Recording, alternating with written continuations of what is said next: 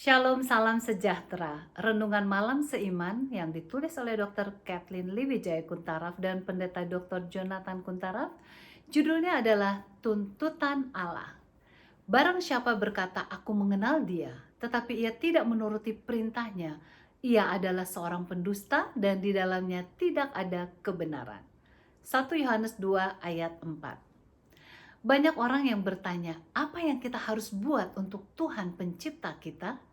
Ternyata Tuhan menuntut kita akan hal yang sama yang Ia tuntut dari pasangan suci di Taman Eden, yaitu penurutan yang sempurna akan tuntunannya.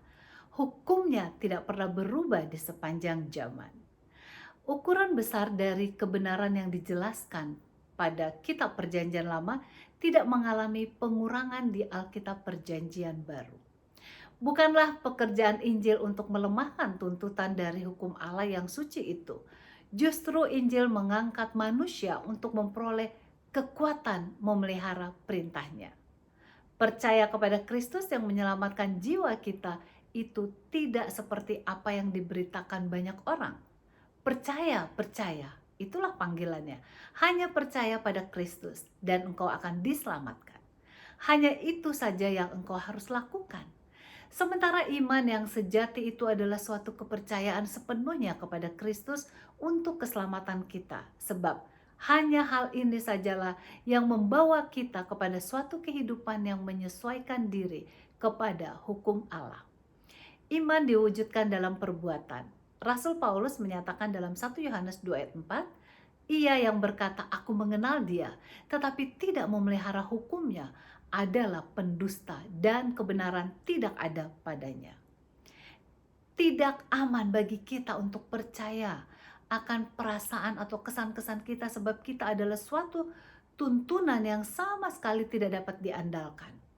Hukum Allah adalah satu-satunya ukuran kesucian. Tabiat kita dihakimi oleh hukum. Jika seseorang yang sedang mencari kebenaran bertanya, "Apakah yang harus saya lakukan untuk mendapatkan kehidupan yang kekal?" Maka pengajar teori penyucian yang modern akan menjawab, hanya dengan percaya kepada Yesus saja, maka ia akan menyelamatkanmu. Nah, pada saat Kristus ditanya pertanyaan seperti ini, justru ia menjawab, apakah yang tertulis dalam hukum itu?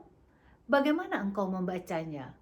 Dan pada saat orang yang bertanya menjawab, kasihilah Tuhan Allahmu dengan segenap hatimu dan orang lain seperti dirimu sendiri. Lalu Yesus berkata, engkau telah menjawab dengan benar, lakukanlah ini dan engkau akan hidup. Kita bisa lihat cerita ini dalam buku Lukas 10 ayat 25 sampai dengan 29. Penyucian yang benar dinyatakan dengan penurutan kita yang sungguh-sungguh akan hukum Allah, serta mengembangkan setiap talenta yang telah diberikan kepada kita, dan berhati-hati dalam percakapan kita, sehingga kelembutan hati Kristus dapat dinyatakan dalam setiap tindakan kita. Kiranya kita akan senantiasa menurut kehendak Allah di mana saja kita berada. Tuhan Yesus memberkati.